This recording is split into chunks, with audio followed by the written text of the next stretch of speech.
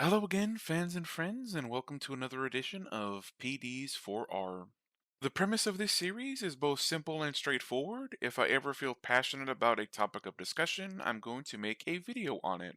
It'll be weird at times, and it'll always be random, but that's just me. And that's the most important thing to me on this channel, that you get the real version of me, and that I create the content I enjoy creating. So, with that said, my plan going forward is to do what I'm doing right now.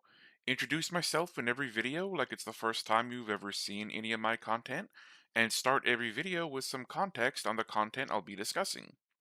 For today's video, I wanted to post a review of the recent Superman film directed by James Gunn, the first official movie in the new DC Universe, the multimedia franchise that is replacing Zack Snyder's DC Extended Universe. I'll save the Snyderverse DCEU rant for another day and just say this. Fucking thing sucks! So I wanted to talk a little about how excited I was to see this film. I have been following James Gunn's career for a long time now, ever since Slither back in 2006. To this day, I consider Slither a criminally underrated cult classic film, a film that is both body horror and gross out comedy. And above all else, Slither is a weird film, and I love that. I love how much James Gunn embraces his need to make us feel weird and for his movies to be weird. While I haven't seen every single project he's ever been involved in, I will say a quick trip to Wikipedia tells me that I've seen a large majority of James Gunn's work, even projects he was only a writer on, like Scooby Doo, Dawn of the Dead, and another underrated cult classic, The Belko Experiment. Quick tangent, if you're a fan of Squid Games or Battle Royale, just in general, the idea that there's a bunch of people in a competition to see who can murder each other the fastest, do yourself a favor and give the Bilko experiment a try. And when it comes to Superman, I cannot possibly put into words how big of a Superman fan I am. One of the ways I learned how to read was by reading comics. I have been reading Superman since I was a baby. I have been reading Superman since before I understood what all the words meant. Here's something that I can put into words. I truly believe that Superman is one of the greatest characters that has ever been created in the history of fiction. Ever. Across all genres. Across all forms of expression. From comic books to regular books to films to television shows and everything and anything in between. He's that important to me, and I think he's that important to the world. Superheroes, as we know them, would not exist if it weren't for Superman. He was the first, and in my opinion, he remains the best. That's why he's the GOAT! The GOAT! So you can imagine how excited I was when one of my favorite directors was not only put in charge of a cinematic universe, but put in charge of directing a Superman film. I'm in a glass case of emotion! And after having watched the film and taking some time to think it over, I have to say, Superman was... So good. Now that I've talked about the context behind me watching this film, I want to start the review by going over the most important thing that affects how I view any artistic work featuring Superman. The most important thing to me in any Superman story is whether or not the artist behind the interpretation understands the soul of Superman. Here's what I mean. I'm open to different interpretations of Superman. While I think we're all burnt out on the whole multiverse thing by this point, alternate universe stories have been and continue to be some of my favorite comic book stories.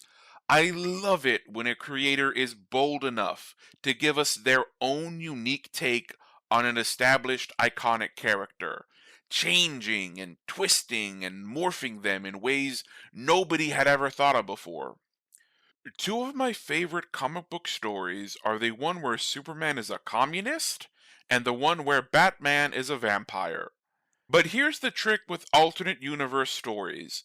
You can create a story where an established character does anything you want them to do in any strange setting you want to put them in, but in order to make it work, you have to stay true to the core values and principles that have defined that character.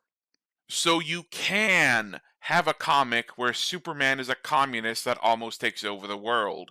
And you can have a comic where Batman is a vampire that bites people's heads off. And before you ask, in this series I'm talking about, yes, he does do that, and yes, it is awesome.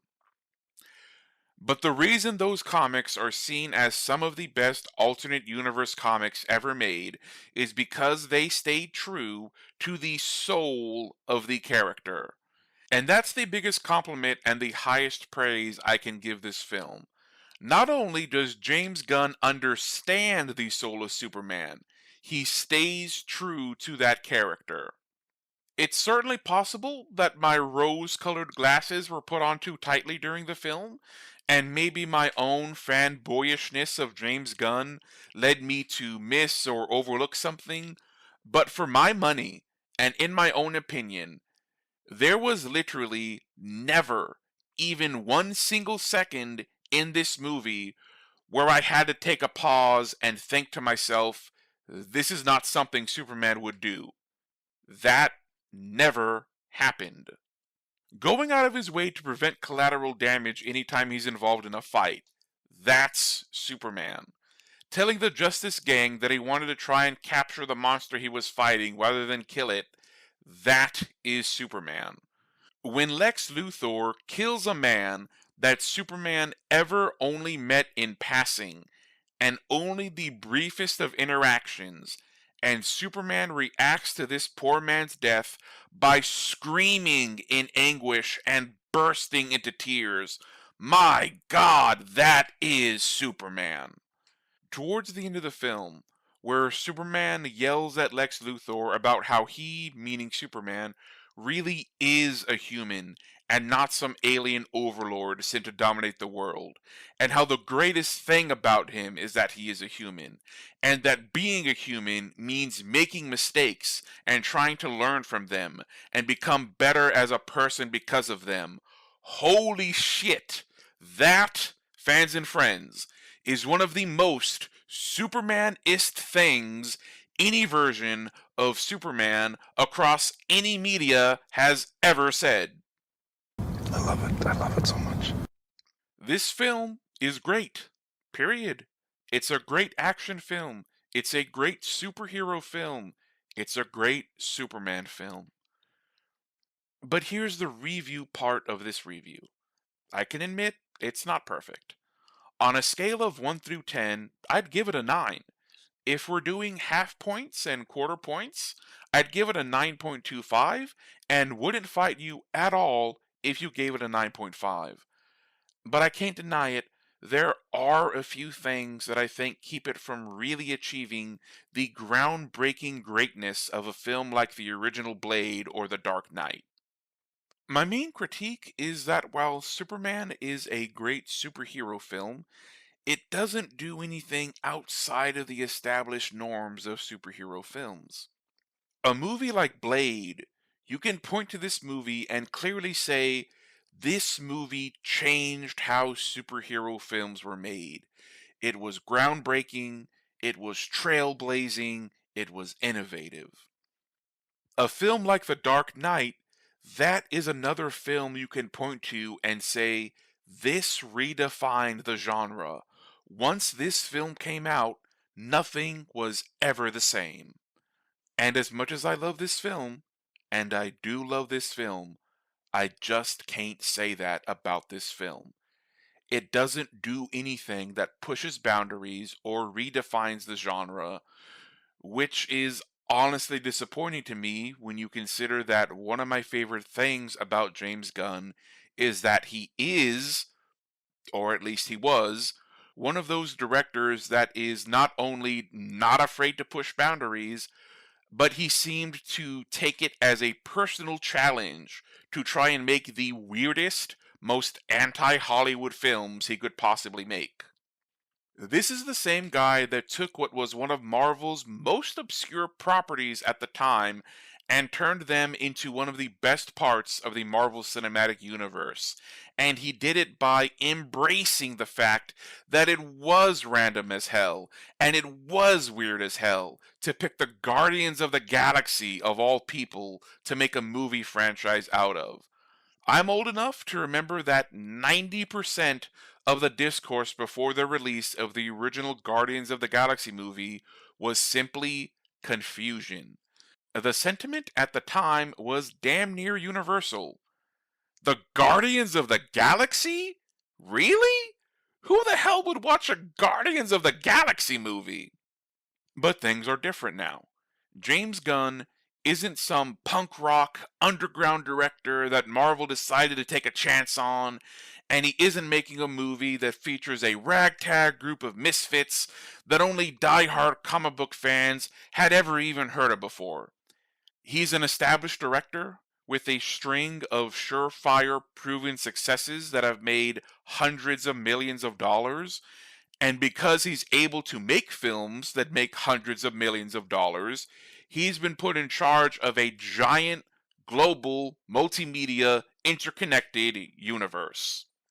So I want to make this abundantly clear. I do not blame James Gunn for playing it safe. I understand why he made the decision to make a movie that sticks to the tried and true tropes of superhero films. James Gunn started as a rebel without a cause, but now he is the playmaker, the shot caller, the one behind the curtain pulling all the strings and making all of the important decisions.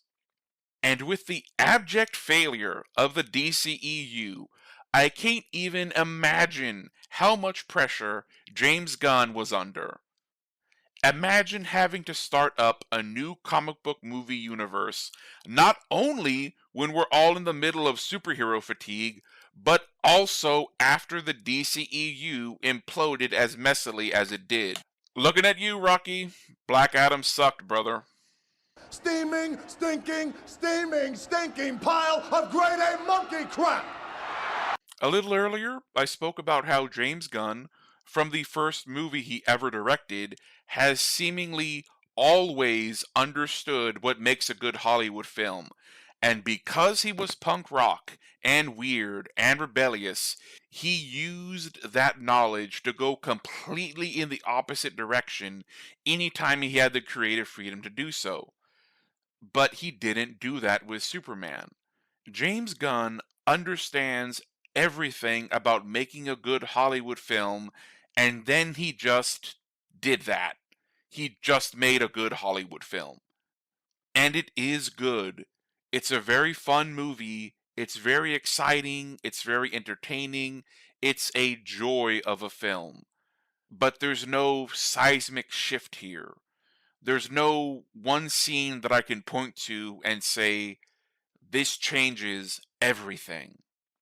Everyone in this movie acts their asses off, and I especially loved the performances from side characters like Nathan Fillion as Guy Gardner and Edie Gathegi as Mr. Terrific, but there is never a moment in the movie where I can point to one of the actors' performances and say, this changes everything.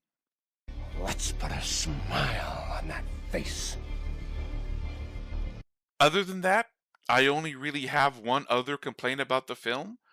I disliked the plot twist that Jor-El sent his son to rule over the Earth, and that the message was damaged in transit and Superman only ever heard the first part.